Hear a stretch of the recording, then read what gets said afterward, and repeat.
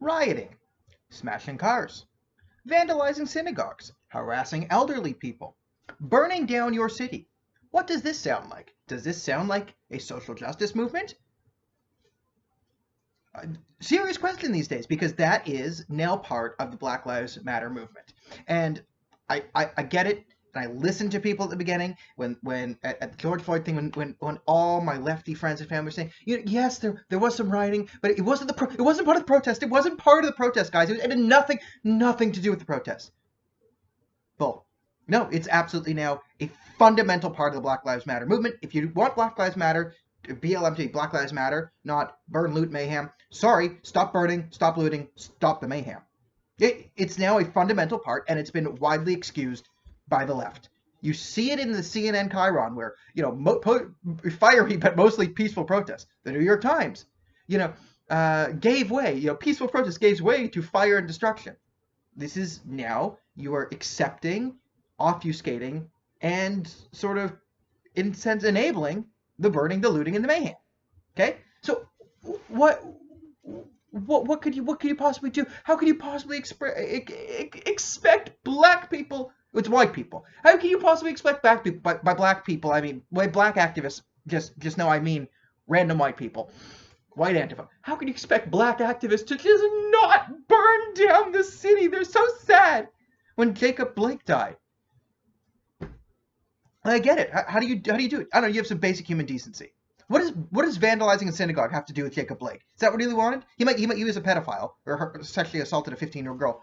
So maybe he hated Jews too. Maybe go ahead and say that. Jacob Blake probably hated Jews. Burned down all synagogues. This isn't the first one. All right, in LA, synagogues were burned down. In Montreal, Torahs were cut up, stuffed down into the toilets, and they clogged the plumbing system with the can you imagine if someone did that to Quran? Can you imagine if there's a terrorist attack? Let's say there's a terrorist attack. There just was a terrorist attack in Israel this week. Muslim Palestinian stabbed a Jewish guy. But let's say there's a terrorist attack in the United States or Canada or whatever, done by a Muslim. Should we burn down a bunch of mosques? What would happen if I and my friends went into a mosque, ripped up a bunch of Qurans, shoved them in the toilet to protest against, terrorism? Would anyone legitimize that? Or would there be a police investigation? By the way, no one's been arrested for vandalizing these synagogues, which is now a fundamental part of the left-wing Black Lives Matter movement, right? When a black person gets shot, make sure you burn down a synagogue to really show the police what you mean business and that you stand for social justice. It's not really social justice unless you attack a bunch of Jews. That should be the new slogan, right? It's insane, right? What level of cognitive dissonance does the left need to have?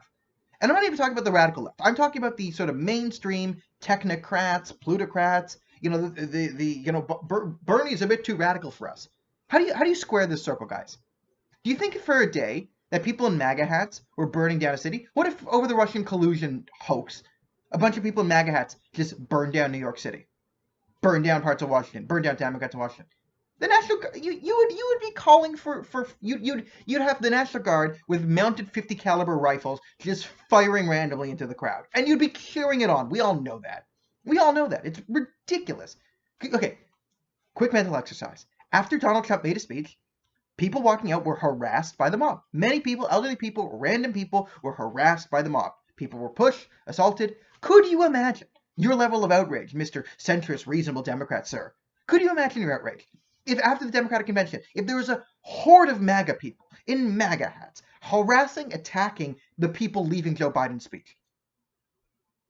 Do you feel even a modicum of fear? Do you think you need a modicum of courage, just 1% courage, to go to a DNC convention, listen to Joe Biden talk, and then walk back to your house? No, you don't. No one will harass you. No one will come after you. In Trump's America, where Trump's inspiring violence everywhere.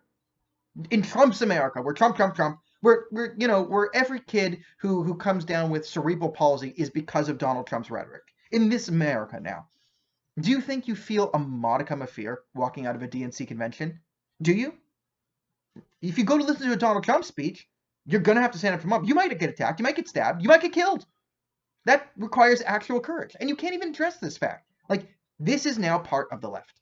The burning, the looting, and the mayhem is now a fundamental part of the BLM movement, is now a fundamental part of the Democratic platform, and it's a fundamental part of your identity as a left-wing person, unless you stand up to it. And you know you won't, because you know that the mob will come for you. This is now part of your movement. Sorry, but the violence is now part of your movement. And I'm not one of those guys who calls BLM a terrorist group. I'm not, right? I say that designation. I try and make very clear. I wrote the article on the pros and cons of declaring Antifa a terrorist organization, right? I'm pretty strong on terrorist organizations. They come after me, right? I can say I have a bit of courage, right? I'll go after the Muslim Brotherhood. They'll threaten to sue me for $2.5 million. Some of them actually do. Some of them just threaten. But I'll stand up to them, right? But I'm not ready to say Black Lives Matter is a terrorist movement. However, if it goes this way, within 2 years it will be. Within 2 years it will be. You know, someone will have to disprove this for me, right? Show me that you don't stand with the burning, the looting, the mayhem. Show me that you think that CNN and the New York Times are illegitimate news sources because they cover for this. You know, prove me wrong.